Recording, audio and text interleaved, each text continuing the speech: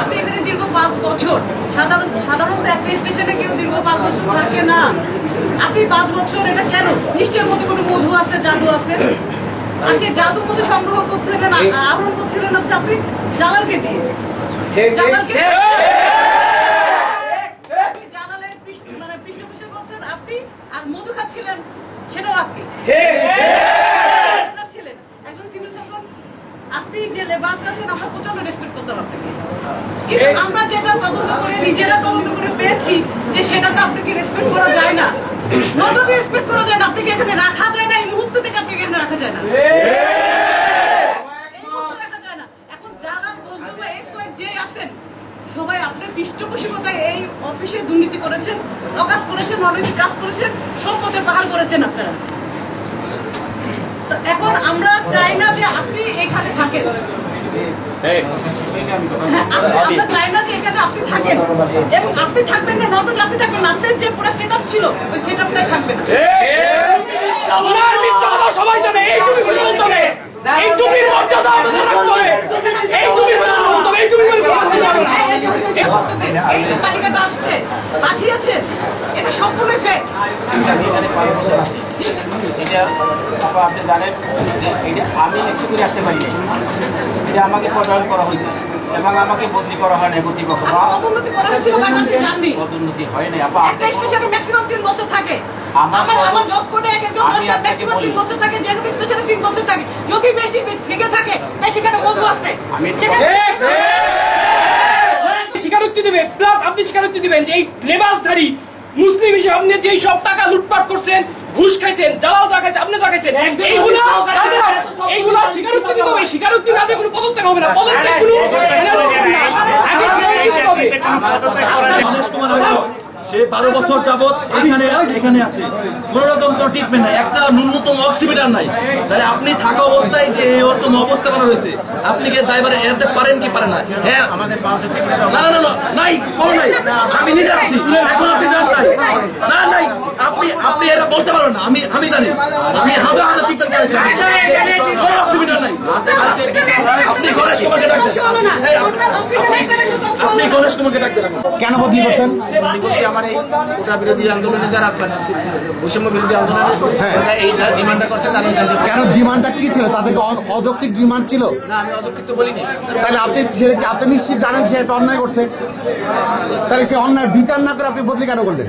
আচ্ছা, সেখানে আপনি যে অভিযোগের কাগজটা যদি আপনি দেখেন, সুনির্দিষ্ট অভিযোগ লেখেন, তার সাইনপোস্টে বাড়িয়ে আছে। না না, আপনি তো এই জায়গায় ফরিদপুরের টপ অফ দ্য বটমে বসে রয়েছেন, তা আপনি সে অন্যায়ের বিচার করবেন না? বিচার করার আগে বিচার করবে কি? উনি তো খায় 50%, বিচার করবে কি? উনি খায় টাকা, আমি প্রমাণ দিতে পারবো, আমি প্রমাণ না দিতে পারলে নাকি খরচ চলবে, উনি টাকা খায়। লাইসেন্স করবেন, টাকা দিতে হবে, তাহলে নিচ থেকে দিতে হবে, দোতলা ওই ডান পাশে ঢুকে দিতে হবে, এই জায়গা তারপরে দিতে হবে, এক মাস ঘুরাবে, তারপরে দিতে হবে। আপনি হবে লাইসেন্স, হস্টেল বলতে থাকবে, আপনি কি করছেন? আপনি ঘুষ খান কিভাবে?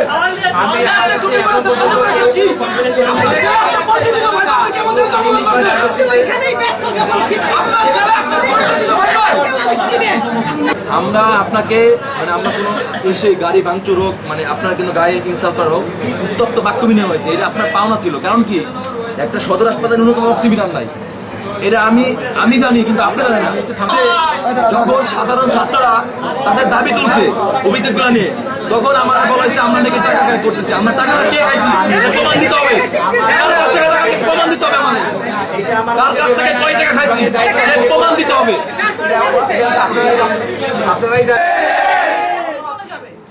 কারণ আমরা দেশটা স্বাধীন করেছে 24-এ, আমাদের এই বাচ্চারা শুদ্ধ বাংলার জন্য, শুধু স্বাধীন বাংলা না, শুদ্ধ বাংলার জন্য। আপনাদের মতো অশুদ্ধ আবর্জনা আমরা রাখতে চাচ্ছি। জুলাইয়ের 1 তারিখ থেকে অগস্টের 5 তারিখ পর্যন্ত যে যুদ্ধটা হয়েছে, এই 24শে স্বাধীনতা যুদ্ধ যেটা হয়েছে, সেটার তালিকা এখান থেকে পাঠিয়েছেন আপনারা সেন্ট্রালে। এটা কার বিষয়ে, মানে ইনফরমেশন গুলো কোথা থেকে পেয়েছেন বা কার মাধ্যমে নিয়েছেন এবং কিভাবে পাঠিয়েছেন আপনারা এটা? আপনার মিথ্যা কথা সবাই জানে। এই তুমি বলে বলতে হবে, এই তুমি মর্যাদা আমাদের রাখতে হবে, এই তুমি বলে বলতে হবে, এই তুমি বলে বলতে হবে। এই যে তালিকাটা আসছে পাঠিয়েছেন, এটা সম্পূর্ণ ফেক। আমি এখানে 5 বছর আছি। এটা আপনি জানেন যে এটা আমি ইচ্ছে করে আসতে পারি নাই। এটা আমাকে পদায়ন করা হয়েছে এবং আমাকে বদলি করা হয় নাই কর্তৃপক্ষ। পদোন্নতি করা হয়েছিল বা আপনি জাননি? পদোন্নতি হয় নাই আপা। একটা স্পেশালে ম্যাক্সিমাম 3 বছর থাকে। আমার আমার জব কোডে একজন আমি আপনাকে ম্যাক্সিমাম 3 বলি। বছর থাকে, যে স্পেশালে 3 বছর থাকে। যদি বেশি থেকে থাকে তাই সেখানে মধু আছে। সেখানে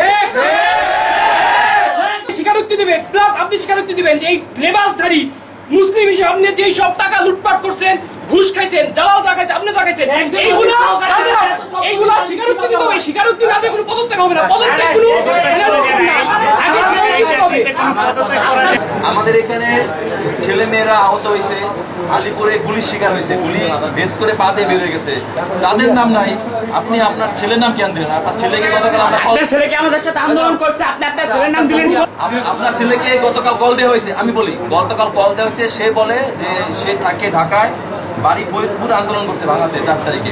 ভাঙাতে 4 তারিখ কোনো আন্দোলন হয়নি, একে তো প্রথমত। আর হ্যাঁ, সে বলছে যে তার বাবা এনজিওতে চাকরি করে।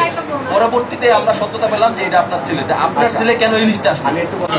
4 তারিখে ঢাকা শাহবাগে ওই বন্ধুদের সাথে গেছে, সেখানে সে দৌড় দিদিকে পড়িয়ে গেছে, পুলিশ দুজনটা বাড়ি দিয়েছে, বাড়ি দেওয়ার পর সে চলে আসছে। পরদিন সকালে আমার এখানে আসছে, আমার এখানে এসেও ঘুরাই ঘুরাই হাঁটে, সে বলে না যে কি হয়েছে। পরে এক পর্যায়ে আমি জিজ্ঞেস করছি কি হয়েছে, তখন বলে আপনার এই হয়েছে, কিন্তু আপনি চাকরি করেন দিকে আমি এটা বলি না। পরে আমি রেকর্ড রাখার জন্য সদর হাসপাতালে শুধুমাত্র নাম তোলা হয়েছে, দেখেন তারা লিস্ট পাঠাইছে, সেই লিস্টের মধ্যে আমার ছেলের নাম নেই। আপনি কথা মতো শাহবাগে গুলি খেলো বা মার খেলো, মার খেলো, পড়ে গেল 4 তারিখে। 5 তারিখে দেশের অবস্থান ভয়াবহ। 5 তারিখে সে আপনার ছেলে বলেছে সে ভাঙাই করেছে, ভাঙাই আন্দোলন করেছে। শাহবাগের ভাঙা, প্লিজ, শাহবাগের ভাঙা কি এখন হলো না? আপনার ছেলে হলো অসুস্থ, হলো ঢাকায়, শাহবাগে, আপনার ছেলে হলো ভাঙায়, ট্রিটমেন্ট নিল সদর হসপিটালে। এটা কতটা বিশ্বাসযোগ্য সেটা বলেন, এটা কতটা গভীর সেটা বলেন। আমি একজন আইনজীবী হিসেবে জিজ্ঞাসা করতেছি, চিকিৎসা করছি আমি, এবং শুধু রেকর্ড রাখার জন্য আমি ওখানে নামটা ঢুকেছি। আপনি চিকিৎসা করতে এখানে বললেন কিভাবে? আরে মধ্যে লিস্ট পাঠাইছে, আপনি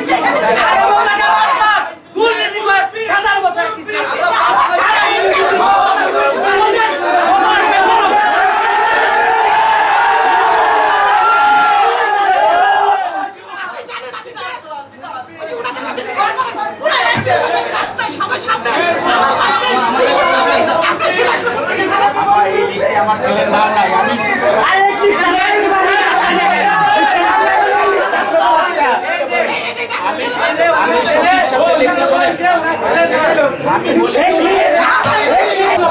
আমাকে টেলিফোন করছে যে আব্বা, আমাকে অনেকজন টেলিফোন দিয়েছে, আমি উল্টা পাল্টা কি বলছি আমি তার বৃষ্টি ছিলেন আমার পাশে ছেলেটা কই? সে ছেলেটা কই? সে আহত হয়েছে, সে কই? আমি কই ওখানে? আমার ছেলে কই ওখানে? তারপরও আমি আপনার ডিপার্টমেন্ট হেড অফিসে আপনার সরাসরি ডিস্ক সমস্ত ডকুমেন্ট আমি পাঠিয়েছি, বিভিন্ন ব্যবসায়ীদের সাক্ষাৎকার দিয়েছি, তারপরে তার বিভিন্ন কোনো ব্যবস্থা নেওয়া হয়নি কেন? এবং দ্বিতীয় কথা, সেই ইদানিং সে একটা মানে বেশ কিছু মেয়ের সাথে বিভিন্ন অকারেন্সের সাথে সম্পৃক্ত। যে মেয়েগুলো সাক্ষাৎকার নিয়েছে আমরা তাদের সাথে কথা বলেছি, মেয়েরা নিজে অপরে স্বীকার করেছে তাদের সাথে এই কাজ করেছে। তারপরে কেন এই নারী কেলেঙ্কারি ব্যবস্থা নেওয়া হচ্ছে? আমার অফিসে বন্ধু সম্পর্কে কোনো লিখিত কমপ্লেন পর্যন্ত আমি পাইনি, এখন পর্যন্ত পাইনি। আপনাদের লিখিত অভিযোগ পান, কিন্তু আমি তো নিউজ থেকে আপনার সাক্ষাৎকার নিয়েছি। যে কারণে আমি ইনকোয়ারি নিতে পারি না, ইনকোয়ারি এই করা যে, পারি না। গণেশ কুমার রায়, সে 12 বছর যাবত এখানে আছে, কোন রকম কোনো ট্রিটমেন্ট নাই, একটা ন্যূনতম অক্সিমিটার নাই। তাহলে আপনি থাকা অবস্থায় যে এরকম অবস্থা বানা রয়েছে, আপনি কি ড্রাইভারে এতে পারেন কি পারেন না? হ্যাঁ, আমাদের পাঁচ না না না নাই, কোনো নাই, আমি নিজে আছি, এখন আপনি জানেন নাই, না নাই, আপনি এটা বলতে পারেন না, আমি জানি, আমি হাজার হাজার ট্রিটমেন্ট করেছি, কোনো অক্সিমিটার নাই। আপনি গণেশ কুমারকে ডাকতেন, আপনি গণেশ কুমারকে ডাকতে রাখুন। বিজয় যদি একজন মারা গেল, আমি তার পালসা দেখবো, আমি সেই পালসা দেখতে পারলাম না। আমার সে মেডিকেল বন্ধ নিয়ে মেডিকেল বন্ধ নিয়ে যেতে হলো। তাহলে আপনি কি এই সকল কর্মকর্তা কর্মচারী ড্রাইভার কি আপনি এড়াতে পারেন? এবং সমস্ত মেশিন থাকা বলো কোনো টেস্ট করার না, সব বাইরে বাইরে না। কেন সারা বছর ধরে দালাল আমার কাছে ভুলে গেছে, কোনো ঠিক কিছু হয় না, মোবাইল ভুলে আসছে, কোনোদিন খোঁজ নিচ্ছেন আমরা কাজ কি? আপনি গণেশকে পরে আছে ময়লা নোংরা সব বিভিন্ন অবকর্ম সাথে জড়িত এই গণেশ আচ্ছা বলেন বলেন আপনি বলেন।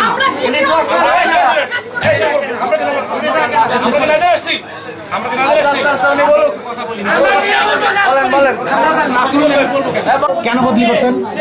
আমার এই কোটা বিরোধী আন্দোলনে যারা বৈষম্য বিরোধী আন্দোলনে এই ডিমান্ডটা করছে তারা কেন ডিমান্ডটা কি ছিল? তাদেরকে অযৌক্তিক ডিমান্ড ছিল? না, আমি অযৌক্তিক তো বলি নাই। তাহলে আপনি নিশ্চিত জানেন সে একটা অন্যায় করছে, তাহলে সে অন্যায় বিচার না করে আপনি বদলি কেন করলেন? আচ্ছা, সেখানে আপনি যে অভিযোগের কাগজটা যদি আপনি দেখেন, সুনির্দিষ্ট অভিযোগ লেখেন তার সাইনপোস্টটা বাড়িয়ে আছে। না না, আপনি তো এই জায়গায় ফরিদপুরের টপ অফ দ্য বটমে বসে রয়েছেন, তা আপনি সে অন্যায়ের বিচার করবেন না? বিচার করার আগে আর বিচার করবে কি? উনি তো খায় 50%, বিচার করবে কি? উনি খায় টাকা। আমি প্রমাণ দিতে পারবো, আমি প্রমাণ না দিতে পারলে নাকি খরচ চলে, উনি টাকা খায়। লাইসেন্স করবেন, টাকা দিতে হবে, তাহলে নিচ থেকে দিতে হবে, দোতলা ওই ডান পাশে ঢুকে দিতে হবে, এই জায়গা তারপরে দিতে হবে। তারপরে এক মাস ঘুরাবে, তারপরে দিতে হবে। আপনি লাইসেন্স হসপিটাল বলতে থাকবে, আপনি আপনি কি করছেন? আপনি ঘুষ খান কিভাবে? আপনি চুরি করেছেন, কি আপনার পরিচিত ভাই, আপনি কেমন করে দখল করছেন? এখানেই ব্যর্থ যখন ছিলেন। আপনার ছেলে আপনার পরিচিত ভাই ভাই ছিলেন এখানে ব্যর্থ। যে সিভিল সার্জন হিসেবে আপনাকে ছিলেন না, জানান ছিলেন দীর্ঘদিন পরে না। আপনি কি দালাল করবো? আপনি দালাল শুনবেন কেন?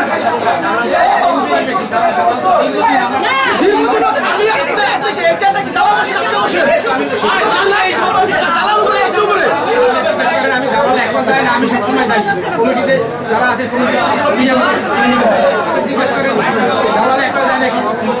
আমি তো জানে না, জালালকে দিয়ে সব করে না, জানে না। 4 জন লোক থাকে কমিটিতে, আমি 4 জন লোক দিয়ে যাই, 4 জন লোক দিয়ে চালান।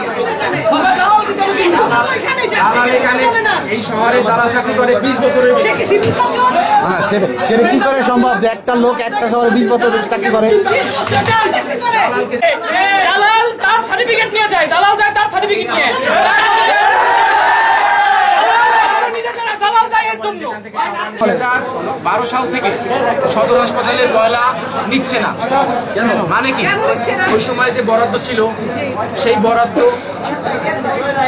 আমাদের ওই সময় বরাদ্দ ছিল না। আমি তো সে সময় ছিলাম না, আমাদের ওই খাতে বরাদ্দ ছিল না। পরবর্তীতে আমি যখন আসছি তখন তাদের অনেক টাকা পাও না, অনেক টাকা, অনেক টাকা। এখন আমি যে সময় আসছি 20 সালে, সেই 20 সালে আমার যে বরাদ্দ, সেই বরাদ্দ থেকে আমি 20 সালের টাকা দিতে পারি। আমার পিছনের টাকা ব্যক্তি আপনি দিবেন, ব্যক্তি আপনি দিবেন, অফিস দিবে, অফিস দিবে। তাহলে আপনার কিন্তু আপনি আপনি দেবেন। সিভিল সার্জন হিসেবে মেয়র সে টাকা নেবে না। মেয়র বলে আমি 12 সাল থেকে 12 সালের টাকা পাবো, সেটা দিতে হবে তো। 12 সালের টাকা আমি বকেয়া দেবো। আপনি দিবেন, আপনি তো দিবেন না, এটা দেওয়ার জন্য বকেয়া দেওয়ার জন্য আলাদা অর্ডার থাকা লাগে। অর্ডার করবেন, অর্ডারটা করবেন আপনি। এইটা কি আপনি দিবেন? করবেন অর্ডার। এইটা কি আপনি দিবেন নাকি? আপনার টাকা দিবেন না আপনি।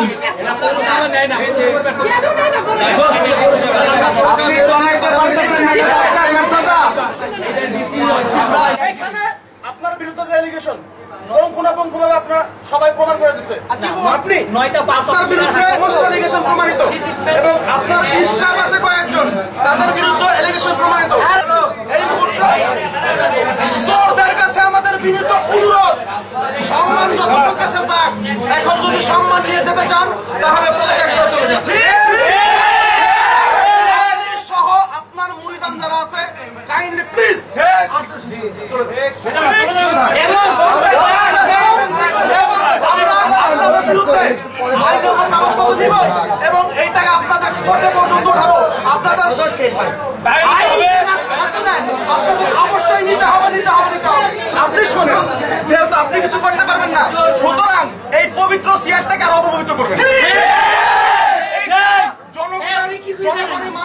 বাজে আর চেয়ার আপনাদের মতো মানুষের ঘুষ খায় পার্সেন্টেজকে শেয়ার করে পেট বড় করা চেয়ার না এই চেয়ারে তারা বসবে জনগণের জন্য বসবে জনগণের জন্য কাজ করার জন্য বসবে আপনাদের জন্য ঘুষখোর দুর্নীতিবাজ এখানে আছে আপনাদের চেয়ার না আপনারা অতি দ্রুত এই চেয়ারটা ছেড়ে দেন। পরিস্থিতি কি দেখতে পাচ্ছেন? এখানে আমরা চাই না এখানে সরকারি কর্মকর্তাদের পদত্যাগ হয় না, আমরা সেটা জানি। এখানে অনেকে দাবি তুলছে, দাবি তোলার কারণ কি? ক্ষোভের থেকে দাবি তুলছে। আপনাদের যে অনিয়ম দুর্নীতি, কর্মকর্তা কর্মচারীর অনিয়ম দুর্নীতি, এই ক্ষোভের থেকে সবাই দাবি তুলতে পদত্যাগে।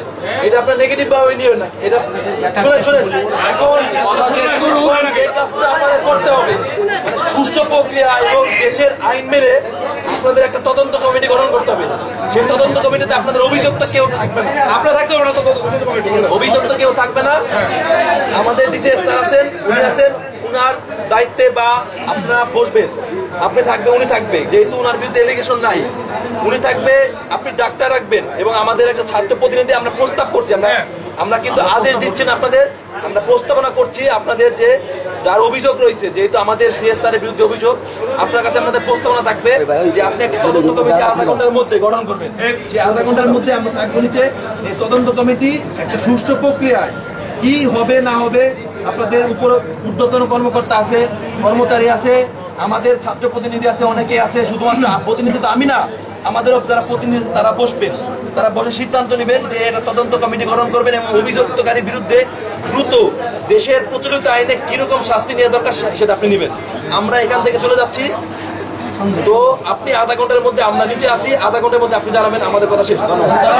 আমরা কয়েকদিন আগে এসেছিলাম যে সিভিল সার্জন অফিসে যে অনিয়ম দুর্নীতি বিভিন্ন ডায়াগনোসিস সেন্টারগুলোতে এবং অনৈতিক যে কার্যক্রমগুলো চলে এই কার্যক্রমগুলো নিয়ে আমরা আসছিলাম, কিন্তু সেই সাড়া না পাওয়ার কারণে আমরা আবার যারা আমরা সাধারণ শিক্ষার্থী আছি বিভিন্ন শিক্ষা প্রতিষ্ঠানে তারা সকলে এসেছিল এবং এসে আমরা আমাদের যে অভিযোগগুলো রয়েছে সেগুলো প্রমাণ তথ্য প্রমাণ একদম বিস্তারিত আমরা দিয়েছি এবং আমরা আধা ঘন্টার মধ্যে আমরা একটি তদন্ত কমিটি গঠন করার অনুরোধ মানে প্রস্তাব করেছি। সেই তদন্ত কমিটি যে আমাদের যে অভিযোগগুলো রয়েছে সেই অভিযোগগুলোতে তারা সুদৃষ্টি কামনা করবেন এবং আমরা আধা ঘন্টা পরে এসে আমরা তাদের কাছ থেকে এই বিষয়ে আমরা তাদের কাছ থেকে তথ্য নেব। আজকে যে মূল ব্যাপারটা হলো কি, আমাদের যে একটা লিস্ট করা হয়েছে, যে যারা যারা আহতদের যে একটা লিস্ট করা হয়েছে, এই লিস্টটা আমাদের কাছে কারোর সাথে পরামর্শ না করে করা হয়েছে। ওইখানে ওনার ছেলের নাম দেওয়া আছে, প্লাস ওইখানে করে 20 জনের ডিটেলস দেওয়া আছে, যার শুধুমাত্র নাম আর বয়স দেওয়া কোনো ঠিকানা নেই। আমাদের ধারণা হলো এইগুলো মানে মন করা এবং সরকার থেকে যদি কোনো অনুদান আসে, আমাদের ধারণা অনুদান আসলে এগুলো কাকে দিবে যার শুধুমাত্র নাম আর আমার মনে হয় এটা আত্মসাতের কোনো পরিকল্পনা আছে। আমরা চাই পুরো ডিটেলসটা হোক, অনেকের লিস্ট বাদ। এই ছেলেটা ফরিদপুরে প্রথম আহত হয়েছে নাই, কয়েকটা ছেলে আমাদের ভিতরে আপনার গুলি খাইতে নাই, আমাদের ভিতরে 20-22 জনের আছে লিস্টটা নাই। এটা মন করা, কোথা থেকে কোন ওহি আসলো, সেই ওহির মাধ্যমে ওনারা নাম পাইলো, এইটা আমরা জানতে চাই।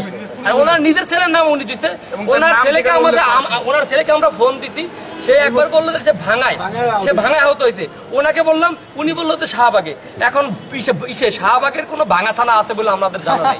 যাই হোক, তো আমরা আসলে এটা প্রপার একটা চাই, আমরা বিচার চাই এবং সরকারের নিয়ম অনুযায়ী বিচারক আমরা চাই। আমরা জোর জবরদস্তি করে না, আইন অনুযায়ী ওনাদের আমরা বিচার চাই। জালাল এবং বদরুল সাহেব তাদের বিরুদ্ধে অভিযোগ রয়েছে, আমরা সেটি তদন্ত কমিটি গঠন করতে, গণেশ রয়েছেন, তাদের বিরুদ্ধে যে তদন্ত কমিটি গঠন করে তাদের বিরুদ্ধে আইনানুগ ব্যবস্থা যে প্রক্রিয়া আছে, যেহেতু তারা সরকারি কর্মকর্তা মানে কর্মচারী, সেহেতু তাদের তো পদত্যাগ হয় না, সেক্ষেত্রে তদন্ত কমিটির গঠনের ভিত্তিতে তাদের ব্যবস্থা